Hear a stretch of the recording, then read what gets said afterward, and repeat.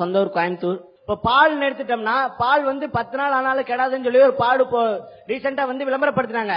மாட்டுல கறக்கிற சுத்தமான பாலே 1.5 நாள் 2 நாள்ல கெட்டு போயிடும் காய்ச்சலனா. அது எப்படி சார் 10 நாள் கெடாம இருக்கும்?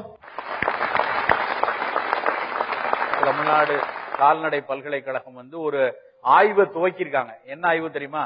இந்த மாதிரி பதப்படுத்தப்பட்ட பாக்கெட் பால் வந்ததுக்கு அப்புறம் அந்த பதப்படுத்தப்பட்ட பால்ல இருக்கக்கூடிய ஒரு பர்டிகுலர் புரதம் தான் கணையத்தை சீரழித்து சர்க்கரை வியாதியை உண்டாக்குகிறதோன்னு இப்ப யோசிக்கிறாங்க. அதுக்கான ஆய்வுகள் துவங்கப்பட்டிருக்கு.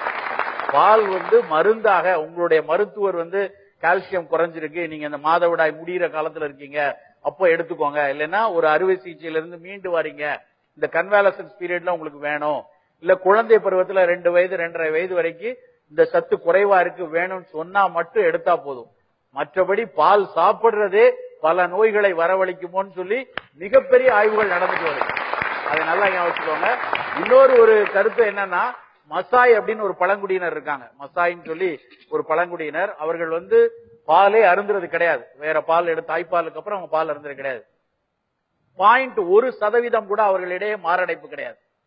அதுதான் முக்கியமான விஷயம். இன்றைக்கு வரக்கூடிய பல நான் கம்யூனிகபிள் டிசீஸ் சொல்லக்கூடிய சர்க்கரை, ரத்த கொதிப்பு, மாரடைப்பு, ரத்த கொழுப்பு எல்லாத்துக்குமே இந்த பாக்கெட் பால் காரணமாக இருக்கும் அப்படிங்கிற ஒரு பயம் எங்களுக்கு எல்லாம் இருக்கு.